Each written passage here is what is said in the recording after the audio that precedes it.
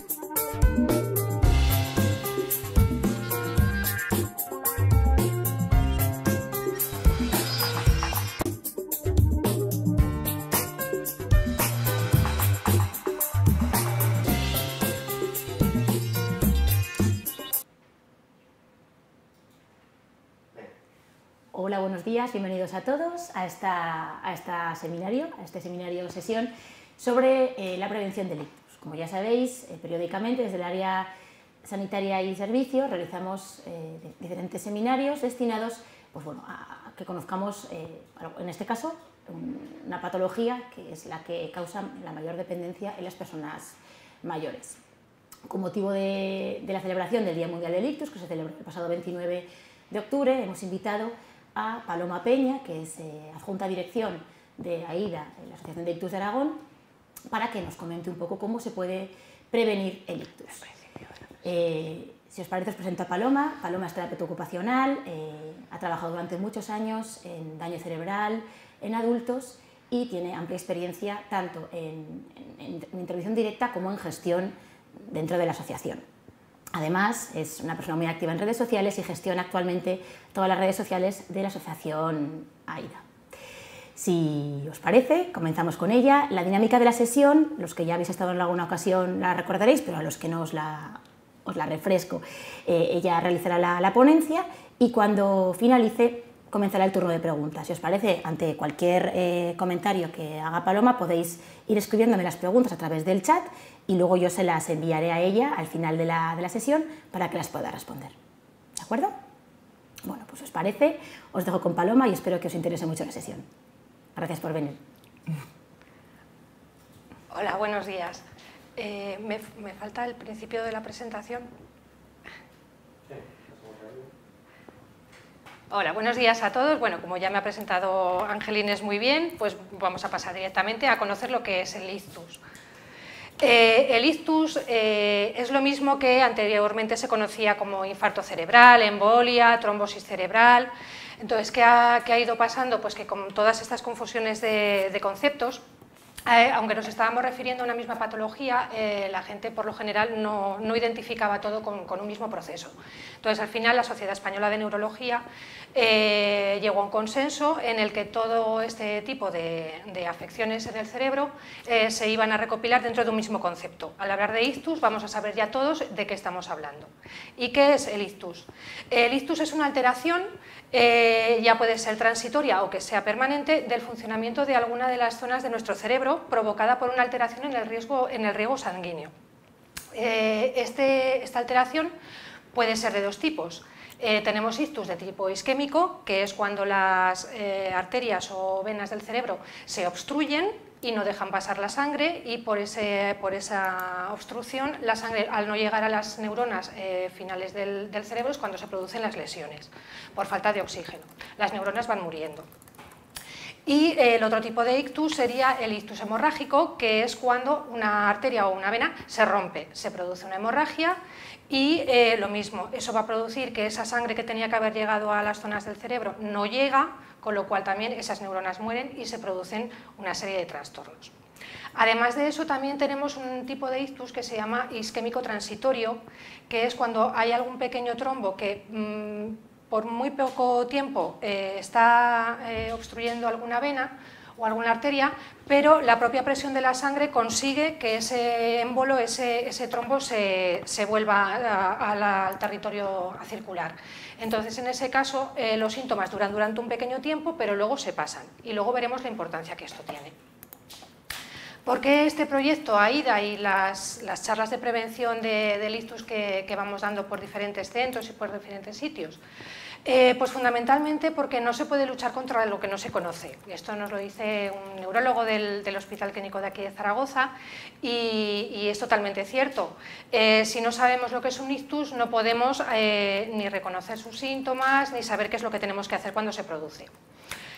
Por eso AIDA pues, ha visto que es necesario realizar campañas educacionales para informar a la población, sea del tipo que sea, de cuáles son los síntomas y los factores de riesgo que pueden provocar un ictus, porque afortunadamente el ictus se puede prevenir. Si las personas reconocen esos síntomas y además pues, nos damos cuenta de la urgencia que esto tiene, se puede pedir ayuda inmediatamente y entonces llegamos a tiempo al hospital para poder prevenir muchas de las secuelas. ¿Cómo sabemos que la población por lo general no conoce bien qué es lo que es un ictus? Pues la doctora Pérez del Hospital Clínico realizó un trabajo de investigación en su tesis doctoral y realizó entrevistas a personas que habían sufrido un ictus, a pacientes que acudían a las consultas de allí de neurología y también a sus familiares. Y en los resultados que obtuvo, más de la mitad de las personas no conocían lo que significaba el término ictus. Además, casi la mitad no conocían ninguno de los síntomas de que a una persona le está dando un ictus. Dentro de las personas que sí que conocían alguno de los síntomas, el que más era el de la pérdida de fuerza en medio cuerpo. Y como otros datos también relevantes sería que un 32% de los entrevistados no llamarían al 061 si sospecharan un ictus, no caerían en que tenían que llamar corriendo en ambulancia. Y lo que es el ataque isquémico transitorio, una cuarta parte de las personas no lo considerarían urgente. Esto es muy importante porque el ictus isquémico transitorio nos está dando a entender que haya algún problema en la circulación, con lo cual es muy probable las posibilidades de que un ictus ya fuerte, un ictus normal, se produzca son muy elevadas, con lo cual es importante acudir al hospital, que esto se detecte para poder actuar y poder prevenir que nos pase ese ictus. ¿Por qué es importante conocer el ictus? Pues es una enfermedad muy frecuente. En España tenemos alrededor de 100-200 casos cada 100.000 habitantes y por año. Aumenta con la edad, con lo cual con el envejecimiento paulatino que está teniendo la población en España, pues lógicamente cada vez hay una prevalencia mayor de ictus. En el mundo es la segunda causa de mortalidad, según la Organización Mundial de la Salud. Y además en las mujeres es la primera causa de muerte. En los hombres es la tercera, después del infarto de miocardio y del cáncer de pulmón. En Aragón, el ictus es una enfermedad que genera más de 3.000 casos al año. Está estudiado que 1 de cada 6 personas va a sufrir un ictus a lo largo de su vida. Aquí en Aragón, alrededor de 8 a 10 casos ocurren todos los días. Hablamos siempre de ictus tanto hemorrágicos como isquémicos como transitorios. En nuestro trabajo en AIDA pues nos hemos centrado en colaborar con diferentes entidades que están relacionados con los pasos del proceso del ictus, tanto hospitales como centros ambulatorios y cualquier otro tipo de recurso que se relacione con ictus. Para ampliar un poquito los datos de la importancia que tiene, el ictus está considerado un problema de salud pública.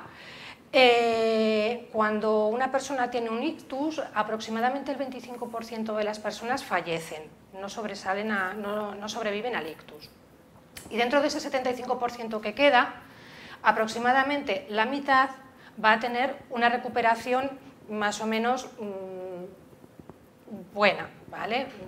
Poder volver a retomar una vida más o menos autónoma. Pero nos va a quedar también un tercio de las personas que van a tener un deterioro y que les va a llevar a tener una incapacidad y con ello normalmente una dependencia.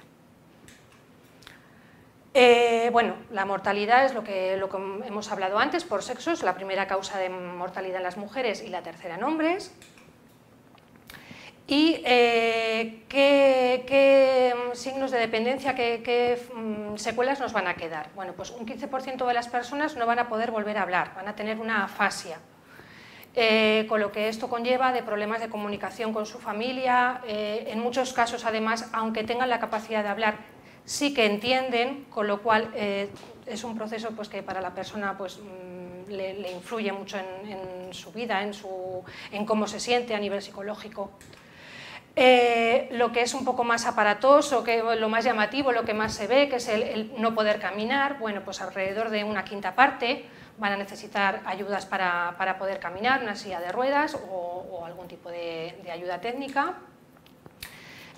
Como hablábamos antes, lo de la comunicación, que nos podía provocar problemas, pues sobre todo a nivel emocional, más de la mitad casi la mitad de las personas lleva a un proceso depresivo. Además, al producirse también en personas que son mayores, con lo cual pues, bueno, su cerebro ya también pues, empieza a tener pues, alguna pequeña alteración, el ictus suele provocar también que se aceleren procesos de demencia. ¿Y qué síntomas son todos esos? Bueno, pues dependerá de la zona cerebral afectada. Según la arteria o vena que esté afectada por el ictus, vamos a tener una serie de síntomas u otros. Los más frecuentes, bueno, pues trastornos en el movimiento o en la sensibilidad. Por lo general se duerme o se queda como muy débil de repente, sobre todo esto es muy importante, tiene que ser de repente, no poco a poco. Esto ocurre en una mitad del cuerpo,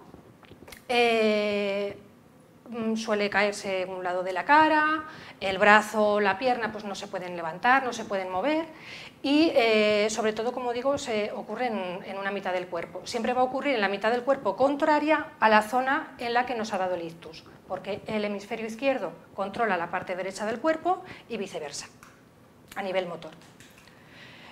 Trastornos en el lenguaje pueden ser de diferentes tipos, pues que la persona no pueda emitir las palabras, aunque a lo mejor sí que sepa lo que quiere decir. Puede ocurrir lo contrario, no entienda lo que se dice a esa persona, aunque ella pueda llevar un discurso que en un principio pues, sí que se exprese bien, o que tenga problemas a la hora de pronunciar, lo que se conoce como disartria. Además, también son muy frecuentes los defectos visuales, sobre todo es pérdida de la visión en medio campo visual o también la visión doble, que se conoce como diplopía. Para esto, pues bueno, hay algunas lentes que pueden corregir en bastante medida, pueden facilitar que la persona pues, pueda ver un poquito mejor. Problemas en el equilibrio, puede haber pues, sensación brusca de mareo, de que uno se va a caer a caminar. La definición sería pues, que parece que está borracho, ¿vale? Si lo viéramos desde fuera. Esta falta de coordinación y de control de brazos y piernas pues, puede darse también a la hora de padecer un ictus. Y también puede haber problemas neurológicos de otro tipo, como por ejemplo dolor de cabeza súbito o muy agudo. Esto ocurre en los casos en los que el ictus es hemorrágico, cuando se rompe una arteria o una vena. De repente, un dolor de cabeza que muchos afectados por ictus lo describen como que les están dando martillazos, o sea, el que ha padecido migrañas no ha tenido una migraña semejante en su vida, ¿vale? Es un dolor repentino y muy fuerte. En el caso de los ictus isquémicos, sin embargo, no se produce dolor, ¿vale? Y también puede haber una disminución del nivel de conciencia, que la persona esté como adormilada. Todos estos síntomas, cuando veamos que a alguna persona le ocurre alguna cosa de estas, nos deben alertar y tenemos que pensar siempre en que a la persona le puede estar dando un ictus. ¿Y qué es lo que tenemos que hacer? Pues rápidamente llamar al 061, avisar al médico de guardia del centro de salud si está más a mano, siempre pedir ayuda inmediata. En ese momento se va a activar un sistema que se llama código ictus. El código ictus es un sistema que permite identificar rápidamente que la persona está sufriendo un ictus, se le traslada inmediatamente al hospital y el neurólogo del hospital al mismo tiempo ya va siendo avisado para que cuando el paciente llegue a ese hospital ya esté todo preparado para que le puedan atender. Este código ictus en Aragón, bueno, tenemos neurólogos de referencia siempre de guardia en los hospitales principales, en el Miguel Servet, en el Hospital Clínico y en Huesca, y en los demás hospitales lo que tienen es un sistema de teleictus que lo que permite es que, aunque no haya un neurólogo allí mismo en el momento de que la persona llegue a ese hospital, se pueden conectar con los que están de guardia en los otros centros y mediante videoconferencia pueden hacer una pequeña exploración entre los dos equipos y proceder al tratamiento que haya que realizar. Nunca nos cansamos de repetir, es muy importante llegar lo antes posible, los tratamientos van a ser más eficaces cuanto antes se administren, y es que uno de ellos es la trombolisis, y la trombolisis consiste en romper el trombo. Se le pone una medicación al paciente que actúa directamente en ese trombo que está obstruyendo la arteria o la vena y se disuelve. Esta medicación solo tiene efecto dentro de las 3-4 primeras horas de que la persona está sufriendo el ictus. Por eso es por lo que es tan importante el que la persona acuda rápidamente. Sobre todo hay casos en los que a lo mejor la persona estaba durmiendo, se despierta y es cuando se detectan esos síntomas. No sabemos cuánto tiempo ha pasado. Aún así hay que llamar rápidamente. Y para ver un poquito de una manera más sintetizada, más resumida y a la vez más divertida, bueno, pues os presentamos un vídeo que hemos grabado aquí en colaboración con el equipo de Master D y con la Academia Federico Chopin de Zaragoza, en el que los miembros de la asociación de AIDA os contamos cómo reconocer un ictus.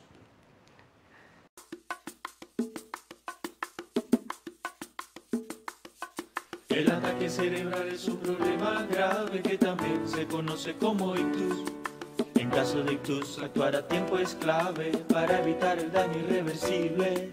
Un domingo de mañana, Pedro y José, partido de fútbol iban a jugar cuando Pedro vio que su amigo estaba mal.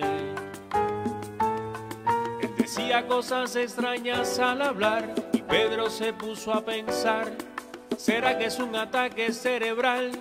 Es hora de preguntar.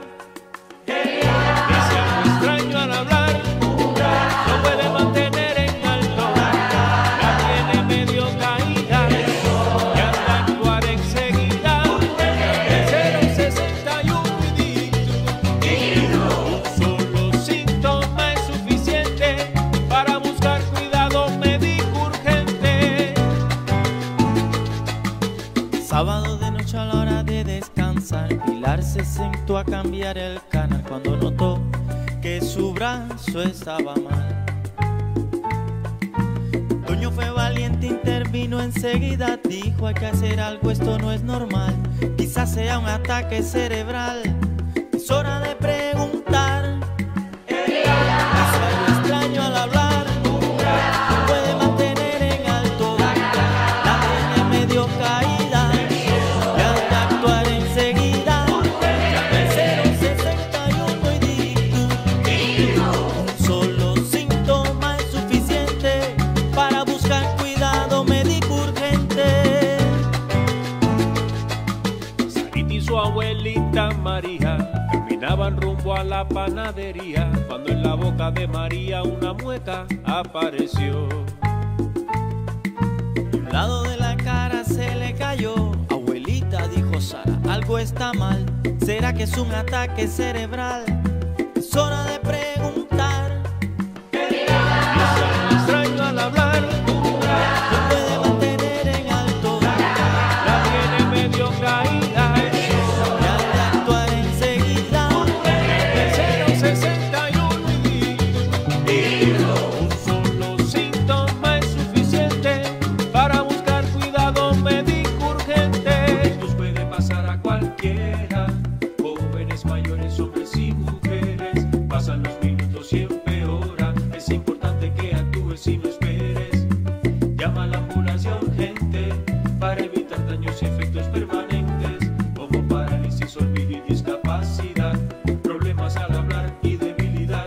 Cuando veas que un amigo está mal y sospechas de un ataque cerebral, entonces es hora de preguntar. Si algo extraño al hablar, no puede mantener en alto, la tiene medio caída, y has de actuar enseguida. Llama al 061 y ictus. Un solo síntoma es suficiente para buscar cuidado médico urgente.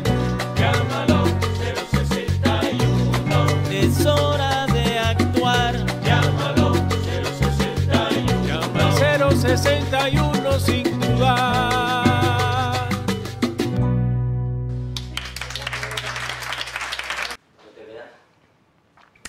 Bueno, como veis, soy chica para todo y ahí en las asociaciones todos hacemos de todo un poco. La parte buena es que el ictus se puede prevenir, ¿vale? ¿Cómo podemos prevenir el ictus? Bien, pues es muy importante que visitemos al menos una vez al año al médico de atención primaria. En el caso de las personas trabajadoras, pues por ejemplo en el reconocimiento médico anual que nos pueda hacer la empresa, pues también nos va a servir. Allí el médico nos van a hacer un análisis de sangre, una toma de tensión y con esto van a poder ya descartarse algunos factores de riesgo modificables y en caso de que tengamos algún problema en ello, pues poder actuar a tiempo antes de que nos pase. El género de vida es muy importante. Ahora está muy de moda, la vida saludable. Bueno, pues es que la vida saludable también es útil para prevenir el ictus. Somos lo que comemos, por lo tanto, una dieta sana y equilibrada es fundamental. Ya conocéis la pirámide de los alimentos. Intentar evitar en lo máximo posible los hábitos tóxicos, el tabaco, el alcohol. Controlar siempre también la hipertensión arterial, lo de la sal, que se nos puede ir un poquito la mano, bueno, pues hay que tener mucho cuidado, más vale comer la comida un poquito más sosa de lo normal. Las personas que tengan diabetes es también fundamental que lo tengan muy controlado en todo momento, porque también es otro de los factores de riesgo que predisponen al ictus. Y los niveles de colesterol, ¿vale?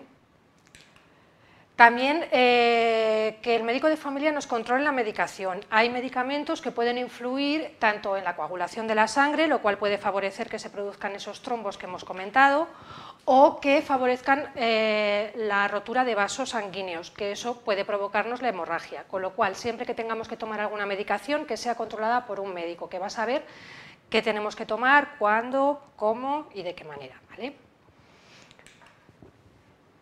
Y una vez nos ha pasado el ictus, ¿qué es lo que se puede hacer? Bueno, pues tenemos la opción de poder hacer rehabilitación, ¿vale? Las personas cuando sufren un ictus, el cerebro tiene una capacidad que se llama la neuroplasticidad, que esto quiere decir que las neuronas tienen capacidad para poder regenerarse. Antes, hasta hace unos años, como 10, 15 años, se pensaba que las neuronas que morían, que se perdían, ya no se podían recuperar. Bueno, esto es cierto, pero muy en parte, ¿vale? Las neuronas, lo que son los núcleos de las neuronas, sí que a lo mejor no pueden volver a crearse nuevas, pero lo que sí que se pueden hacer es aumentar las conexiones entre ellas. Y para eso es importante la rehabilitación, porque cuanto más trabajemos en la dirección que sea correcta, esas conexiones van a poder volver a establecerse y entonces vamos a poder recuperar las funciones que habíamos perdido. La rehabilitación es importante que se realice lo más tempranamente posible, prácticamente desde el momento en el que una persona tiene un ictus, se le salva la vida en el hospital, se le estabiliza, se le pone ya la medicación que vaya a tener que tomar, en ese momento ya hay que empezar con rehabilitación. Cada vez esto se está haciendo con más frecuencia ya dentro de los mismos hospitales. Es importante comenzar con movilizaciones para que la persona no pierda masa muscular ni fuerza y que esas conexiones pues, comiencen a trabajar lo antes posible. Y tenemos un pico, por lo general, pues unos 4 o 6 meses en el que la recuperación es muy rápida. El cerebro está con toda la revolución que ha sufrido de repente, bueno, pues está otra vez reorganizándose, con lo cual es fundamental que esa rehabilitación ya entre ahí, porque de cómo se vaya a ordenar ese cerebro va a depender cómo nos vamos a quedar por el resto de nuestra vida, con lo cual hay que, no solamente es importante el hacer los ejercicios, sino que esos ejercicios sean los correctos y en el momento correcto. Por eso AIDA, entre otros motivos, pues, acabó fundándose y convirtiéndose en lo que es ahora. Os explico un poquito. AIDA es una entidad sin ánimo de lucro, se fundó en el año 2000 y actualmente son casi 500 socios con sus familias y su trabajo se fundamenta en el ámbito de la prevención, por ejemplo, mediante las charlas que impartimos, como la que estoy haciendo ahora mismo yo con vosotros. Hacemos tratamiento de rehabilitación, tenemos un centro de neurorehabilitación con un equipo integral que ahora pasaré a presentaros, y también realizamos asesoramiento a familias y a pacientes. Realizamos un apoyo para todo lo que necesiten, ¿vale? Desde que pues, sean tramitaciones de ayudas, cómo acceder a determinados servicios, cómo acceder a la dependencia, todo lo que podamos. Y en los casos en los que hay que derivar, pues también, en los casos que necesiten otros servicios que nosotros no les podamos dar, pues también se les deriva a otras entidades. Nuestros fines pues, es agrupar a las personas que han sufrido un ictus, a sus familias y a todo su núcleo más allegado. Informar también al resto de la sociedad sobre la importancia que tiene el ictus y sus consecuencias. Reivindicar, porque claro, si no, no seríamos una asociación, entonces siempre hay que tener una vena un poquito reivindicativa y pedir siempre un poquito más. Entonces, bueno, pues que haya mejoras en la asistencia, en la rehabilitación, que haya más apoyo socioeconómico y que haya una adecuada integración social y laboral para estas personas. Y, bueno, como ya he comentado antes, pues el asesorar de los recursos que puedan existir y rehabilitar a los afectados. ¿Cuál es nuestro método de trabajo? Bueno, pues la persona cuando ya ha recibido el alta del hospital, vienen a AIDA con su familia y se les realiza una triple valoración. Por un lado, la trabajadora social les hace un informe social que ve pues, un poco cómo está la familia, pues, qué miembros tiene, qué funciones desempeña cada uno dentro de la familia, qué recursos tienen. Un poquito lo que es toda su situación sociofamiliar. Por otro lado, el médico rehabilitador y la terapeuta ocupacional realizan una valoración clínico-funcional y en ella se ve más lo que es el estado físico de la persona, cómo se desenvuelven las actividades de la vida diaria y fundamentalmente el grado de autonomía que tiene. Y, por otra parte, la neuropsicóloga también se encarga de hacer una valoración para ver el estado cognitivo del paciente, cómo están sus funciones ejecutivas, lo que es la atención, la memoria, el procesamiento de cálculo, el lenguaje, etc. En algunos casos también puede intervenir la logopeda, haciendo una valoración también ella aparte, en los casos sobre todo cuando hay disfagia, ¿vale? Para comprobar que pueda deglutir bien los alimentos. Con todos esos datos se realiza un informe de cómo está la persona, el equipo se reúne y plantean un tratamiento. En ese tratamiento hay una serie de objetivos a alcanzar, con un tiempo determinado ya para alcanzarlos, y esos objetivos siempre son personalizados, con lo cual no hay dos informes que sean iguales, porque no hay nunca dos pacientes que tengan las mismas necesidades. El ictus, aunque te dé en la misma zona, en el mismo hemisferio, nunca vas a encontrar dos personas cuyas consecuencias del ictus sean las mismas, aunque tengan la misma edad, nunca hay dos casos iguales, con lo cual el tratamiento siempre tiene que ser totalmente individual. Luego, una vez hemos aceptado el tratamiento, la persona comienza a trabajar con nosotros y al cabo de 3-4 meses, esto va dependiendo del estado en la fase de recuperación que tenga cada una de las personas, se van realizando revisiones. En esas revisiones, cada profesional analiza si se han alcanzado esos objetivos que se habían planteado al principio. En el caso de que se hayan alcanzado, se plantean unos objetivos nuevos. En el caso de que no, bueno, pues se revisa el tratamiento para ver qué es lo que ha podido fallar o si hay que rebajar a lo mejor el nivel o de las expectativas que se tenían. Y se continúa. Y así, pues, hasta que se puede. El equipo de profesionales que componen AIDA, bueno, pues tenemos 3 terapeutas ocupacionales, que son las que trabajan las actividades de la vida diaria, la autonomía personal y el funcionamiento en el medio. Las fisioterapeutas que trabajan la parte motriz, tenemos 4, un médico rehabilitador, Alfredo Blasco, la logopeda, 2 neuropsicólogas que hacen también sesiones de psicología clínica en los casos que se necesita, tanto sea pacientes como que sean a familiares, y la trabajadora social que hemos nombrado, que además de todo esto, bueno, pues es la puerta de entrada a la asociación, es la que realiza la bienvenida a las familias, la que es un poco la persona de referencia siempre para los familiares. Por comentaros así un poquito de más información sobre AIDA, bueno, pues en el centro de neurorehabilitación que tenemos, en aproximadamente un año hacemos más de 1000 sesiones de rehabilitación de promedio por mes, ¿vale? Esto suma al cabo del año casi 13.000 atenciones. Hablamos de sesiones individualizadas de trabajo. Y bueno, tenemos una cartera de servicios bastante completa, intentamos cubrir al máximo todas las necesidades de la persona, entonces bueno, pues además de las profesionales que hemos comentado, los diferentes departamentos, pues tenemos también un servicio de transporte, tenemos unos convenios con varios conductores para que las personas que no pueden venir al centro por sus propios medios pues puedan también asistir, tenemos convenios con residencias para que personas que no pueden vivir en su casa mientras realizan la rehabilitación, bueno, pues que puedan estar en esas residencias y que cuando tengan las sesiones puedan venir a realizarlas, y también, por las mismas razones, convenios con algún centro de día. Siempre hay que tener en cuenta la recuperación, que hay una serie de limitaciones, que a lo mejor no vamos a poder llegar a alcanzar todo lo que en un principio queríamos, ¿vale? Pero que todo lo que hayamos conseguido es un avance. Es un trabajo muy duro y muy constante, sobre todo por parte del paciente, porque bueno, los profesionales pues ayudamos, pero en realidad el trabajo lo tiene que hacer la persona y los que están a su alrededor. Y en la recuperación van a influir muchos agentes, va a influir principalmente el paciente, pero también va a influir la familia, el trabajo que hayan hecho con él en el hospital, el trabajo que hagamos nosotros también con él, y por tanto esto es un proceso muy largo y muy costoso, porque pues lamentablemente todo esto tiene unos costes y bueno, pues hay familias que pueden permitirse más o menos rehabilitación simplemente porque no pueden pagársela.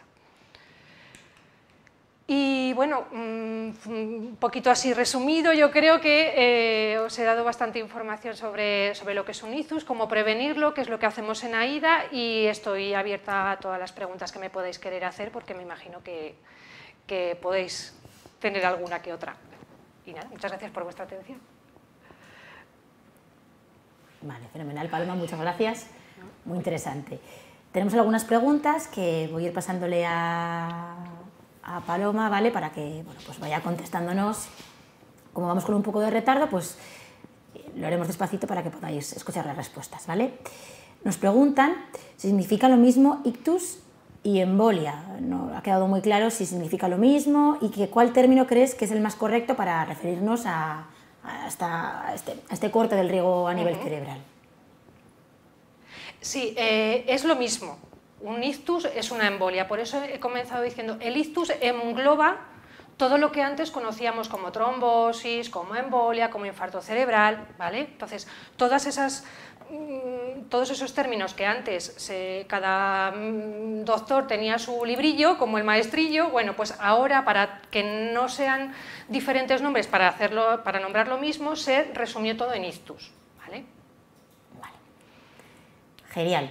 Tenemos otra pregunta también de un alumno que nos dice que por qué cada vez se dan más ictus en personas jóvenes, que claro, tú has dicho que aumentaba la incidencia con la edad, pero que, bueno, pues, que parece que ha aumentado la incidencia en personas jóvenes. ¿Si esto es así o es solamente una percepción externa? Que nos cuentes un poquito. Pues esa percepción es totalmente normal y es totalmente real. Sí que se está viendo que cada vez las personas que sufren un ictus va ocurriendo en personas más jóvenes. Antes se tenía un poco la sensación de que era una cosa como solo de la tercera edad, ¿no? Gente de como mínimo tenían 70 años cuando les daba un ictus. Ahora no, de hecho en AIDA, por ejemplo, tenemos un paciente con 28 años, o sea que la media de edad está bajando. Fundamentalmente el género de vida. No es que haya estudios todavía que puedan avalar con evidencia científica que esto es por ello, pero vamos, se está viendo. Sí que está probado que el estilo de vida favorece el que se pueda prevenir o favorecer el sufrir un ictus, con lo cual, cuando el género de vida que estamos llevando, todo el estrés, sobre todo eso, el estrés, comemos peor, deprisa, de malas maneras, no nos miramos, porque es verdad que no tenemos ni tiempo para ir a ese médico, que nos haga una revisión anual, entonces todos esos factores están influyendo mucho. No hay evidencia científica todavía, porque es un poquito pronto aún para que se haya podido generar, pero sí que se está empezando a estudiar y se está empezando a ver que sí, que es por eso. Vale. Si otra pregunta estaba relacionada, preguntaban por el estrés como factor de riesgo. Es un factor también de riesgo el estrés, entonces, para padecer un ictus, entendemos, ¿no? Sí, claramente. Además, cuando hablamos con los pacientes que nos vienen y les preguntas un poco pues, qué vida llevaban antes, casi todos los que son así jóvenes van cumpliendo ese perfil de personas que estaban muy estresadas, que tenían trabajos que les absorbían prácticamente las 24 horas del día. Se va cumpliendo ese patrón. Entonces, aunque no haya unos datos que te pueda decir en tal revista, en este estudio lo dice, no, de momento, pero sí que se está viendo en el día a día y en el trabajo del día a día. Vale, genial, muchas gracias. Tenemos otra pregunta más que nos envían y nos preguntan, tú como profesional, ¿qué recomendarías a un paciente que ha sufrido un ictus? Que, como recomendación, una vez que sale del hospital, ¿qué crees que tiene que hacer una persona que ha sufrido un ictus? Pues acudir a una asociación donde le puedan asesorar con un poquito más de... A ver, el hecho de una asociación no es porque yo trabajé en una, sino porque es que el acudir a un recurso que las personas que te van a recibir han pasado por lo mismo que has pasado tú, esa acogida es que el proceso se lleva de otra manera. No es lo mismo estar en una clínica en la que tú seas el único que ha sufrido un ictus y nadie se pueda poner en tu lugar, que estar en un sitio en el que todos han pasado por el mismo sitio, por el mismo proceso. La familia se ha encontrado de repente cambiada con todo, de un día para otro, la vida les cambia radicalmente, es un vuelco de 180 grados, no solo para la persona que lo sufre, sino para todos los que están a su alrededor. Entonces, bueno, pues llegar a un sitio donde esas personas te puedan comprender, que te puedan ayudar, porque ya han pasado por ello, entonces no se lo van a tomar como la gente de la calle que no sabe qué es sufrir un ictus, ¿no? Hay asociaciones prácticamente por todo el territorio nacional, si no son solo específicas de ictus, también las hay que son de daño cerebral, lo cual incluye el ictus. Entonces, bueno, es importante acudir a algún recurso de este tipo. Por lo general, las trabajadoras sociales de los centros de salud conocen este tipo de recursos que hay en su territorio. Quiero decir que en ese aspecto, pidiendo una cita con la trabajadora social del centro de salud, es prácticamente ya la que te va a llevar de la mano al recurso que más corresponda. Muchas gracias. Ha quedado muy clara tu respuesta. Nos preguntan también si tú piensas, un poco preguntan por tu impresión, que a nivel sanitario público hay suficientes recursos para atender a este tipo de pacientes. Si crees que hay suficientes recursos, se habla de los recortes en sanidad, si crees que eso también está afectando a la atención a los pacientes que han sufrido un ictus. Nunca hay suficiente. Hablando de dinero, nunca hay suficiente. Ahora se están, claro, el problema de los recursos, que es por lo que AIDA comenzó a trabajar en el centro de neurorehabilitación, porque se daban cuenta de que los pacientes recibían una rehabilitación en la fase aguda, en los 2 primeros meses, 3, 4, el caso que a lo mejor tenga más suerte llegan a tener hasta 6 meses de rehabilitación, pero el resto de su vida. Porque tampoco nos podemos olvidar de un aspecto, y es que trabajamos, mejoramos, avanzamos, llega un momento en el que tenemos ya un techo, en el que en un principio, pues bueno, si hay algún avance se da muy despacito y muy leve, pero sin embargo también es muy importante mantener. Entonces, una vez hemos conseguido llegar a nuestro techo máximo de rehabilitación, si eso no seguimos trabajándolo, lo que no se utiliza se estropea. Esto es como la máquina que se oxida. Entonces, es importante también el continuar con un mantenimiento. Entonces, hasta lo que es la fase aguda sí que está muy bien cubierta por lo que son los servicios de salud pública, pero ya en la fase subaguda y, por supuesto, ya la crónica, pues ahora mismo no hay recursos apenas, y especializados en ictus menos. Vale, fenomenal. Nos preguntan también desde Mallorca si una persona está sola en casa y sufre un ictus, ¿cómo debe actuar? ¿Qué es lo que debe hacer? ¿Cuál es el protocolo que crees tú que se debe seguir?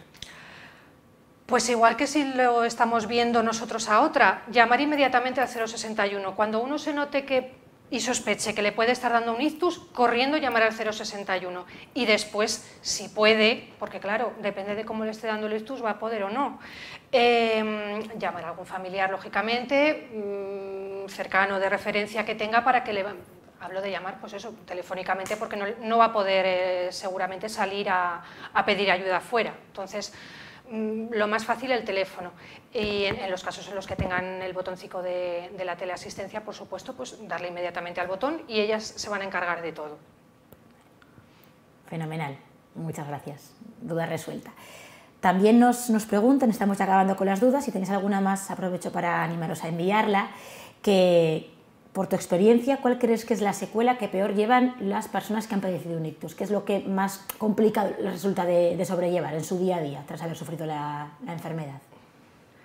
Pues no podría decir una sola, porque realmente cada persona le damos valor a un aspecto de nuestra vida. Entonces, habrá quien pues andar le pueda resultar más o menos traumático, y a lo mejor a otras personas es el no poder expresarse, con lo cual va a depender de cada persona, pero sí que es verdad que donde más se puede, lo que más se focaliza a las personas en recuperar, por lo que más luchan, es en el caminar y en el lenguaje, en los casos en los que no se pueden expresar. Fenomenal.